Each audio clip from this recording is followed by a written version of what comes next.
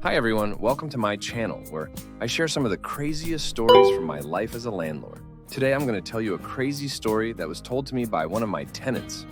I had a landlord who seemed to think I was a naive tenant, too young to understand the intricacies of gas leaks and building safety. His dismissive attitude grated on my nerves, but I still gave him the benefit of the doubt. After all, I was new to Chicago, and maybe this was just how things worked here. The first time I noticed the faint smell of gas, I called the maintenance guy.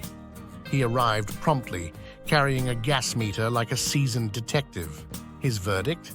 Yep, there's a small leak, but you're not a smoker, right? As long as you don't light up, you'll be okay. His casual tone didn't exactly inspire confidence, but I accepted his assessment. The leak, he said, was in the stove. Days turned into weeks, and the gas leak persisted. My headaches grew worse, and I felt like I was swimming through a fog of exhaustion. I'd had enough. One evening, as I stepped off the L train, I saw a firefighter and a cop engaged in a hushed conversation outside the station. Desperation pushed me forward. I approached them, my voice trembling.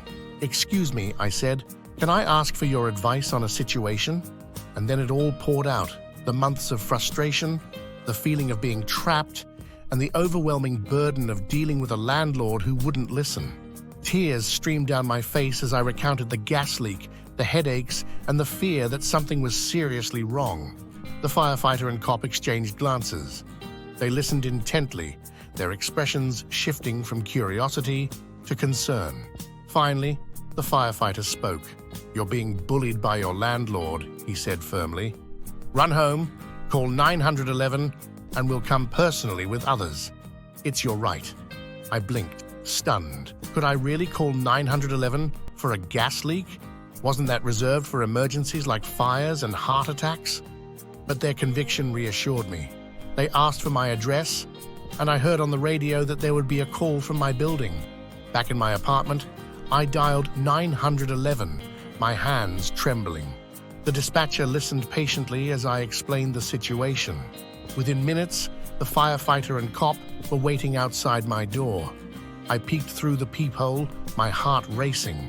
When I opened the door, the firefighter grinned. "We're going to take care of you," he said. They swept in, their presence both comforting and authoritative.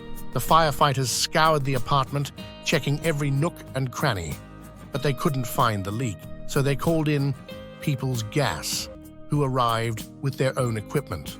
As they worked, the firefighter and cop stayed by my side, offering words of encouragement. Finally, the verdict: 4 gas leaks hidden in the walls and pipes. The entire building's gas supply was shut off until repairs could be made. I felt a mix of relief and anger. Relief that I'd been heard, that someone believed me. Anger at my landlord's negligence. As the firefighters left, they hugged me tightly. "You'll be okay," the cop said. "We believe you." And in that moment, I realized that heroes didn't always wear capes. Sometimes they wore uniforms and carried radios.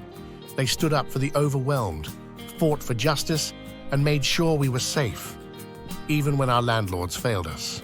So to the firefighter and cop who rescued me from that gas-filled nightmare, I say thank you.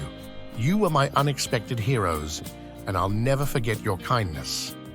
I hope you enjoyed this story and learned something from it. If you did, please give this video a thumbs up and subscribe to my channel for more crazy stories. And if you have any questions or comments, please leave them below. I'd love to hear from you. Thanks for watching, and I'll see you next time. Bye.